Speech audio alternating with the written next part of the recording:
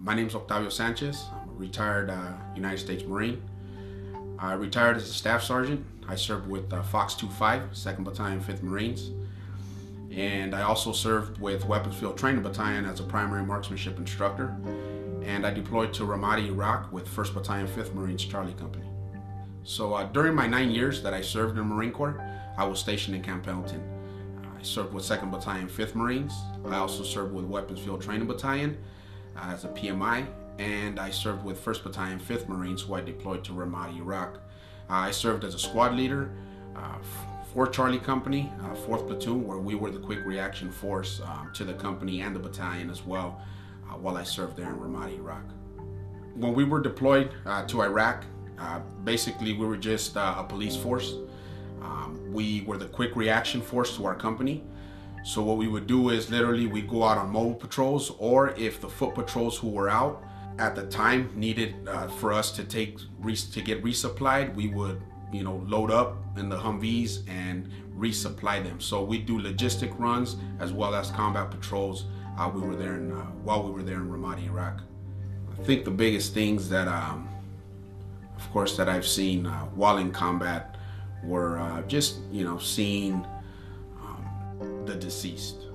There's something about just seeing a dead person or coming across one, but it's even that much more difficult when it's your fellow Marines, that you fight alongside.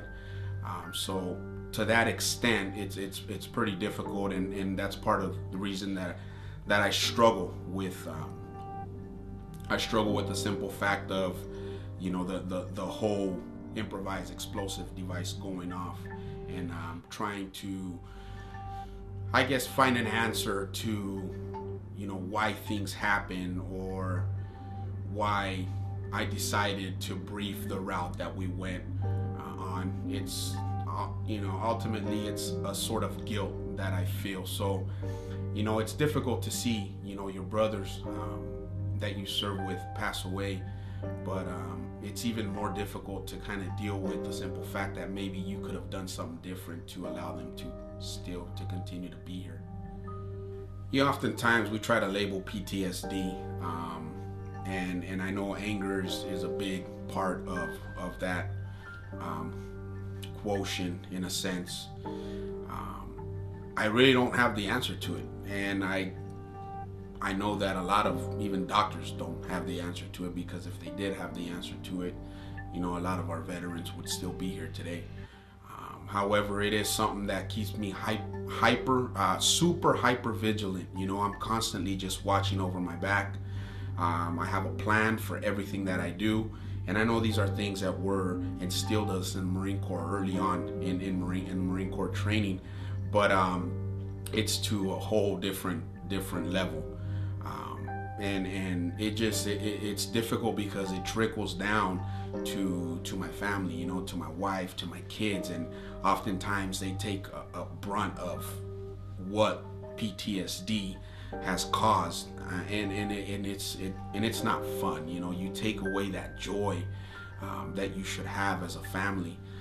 So it's something that you struggle with daily, and you struggle with it, but there's always also, as you affect your family also affects you or me. For in my instance, they help me.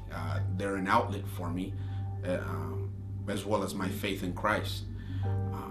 But it's very difficult to pinpoint it, and it can be something so minute, but the anger issue is something very difficult to deal with. And I have been dealing with it for quite some time, but I think for the most part, that's the biggest aspect of PTSD for me, is the anger issue that I carry with me. Suicide is an issue that we face as veterans in the community. It seems like it's been a part of the community for quite some time now, and it's not getting any better. Addressing the issue obviously is very important. I too at times have suffered from depression, and one of the big things that I know is every time that I find myself alone, it can be probably not a good thing in my case. So I find myself staying busy, but it's very, very difficult to talk about this. But we need to talk about it because, you know, I've been affected in a sense to where we just not too long ago just lost a member of our family here, who was a veteran and who was a former Marine, and it's very close to home, and we're continuing to lose them on a rapid rate and a scale, and it's just tremendous. So this is a battle that we gotta continue to fight and just strive to reach our brothers and sisters who are struggling with this, and just know that there's another avenue of approach, you know, to get out there and to get help, because ultimately there is a lot of us, and we're used to that camaraderie, that troop welfare, and we're so accustomed to always looking to our left and to our right and making sure that our sixes are covered. And when we come back home, we just face that feeling that we're all left alone, and in reality we're never alone. We've never been left alone. So I just encourage you know, you and or anybody who might be hearing this message, you know, to stay in the fight. You know, it's our responsibility to continue to thrive and to move forward, but to be accessible for our brothers. We're not alone. There's many of us out there. All we have to do is just reach out. It's difficult. We have to put that pride aside.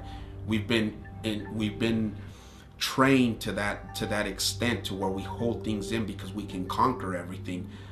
But come to find out, when we're battling with that depression will turn around and just literally just take us out.